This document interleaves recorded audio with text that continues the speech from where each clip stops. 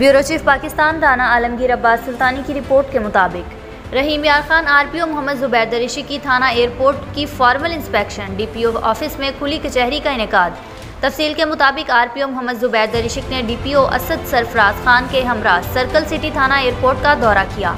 RPO ने inspection के दौरान थाना के रिकॉर्ड, मैनुअल रजिस्टर और क्राइम को चेक किया। उन्होंने थाना के फ्रंट डेस्क की पड़ताल की। उन्होंने थाना में मौजूद रजिस्टर की रोज़ाना की बुनियाद पर तकमील करने और तमाम रिकॉर्ड को ऑनलाइन अप टू डेट रखने की हिदायत की। बादशाह inspector general of police Punjab की हिदायत पर regional police officer Mohammad Zubair Darishi ने district police officer Asad Sarfaraz Khan के हमरा डिस्ट्रिक्ट पुलिस ऑफिस में खुली कचहरी का इनेकाद किया, जिसमें ज़िला रहीम यार खान के शहरियों ने शिरकत की।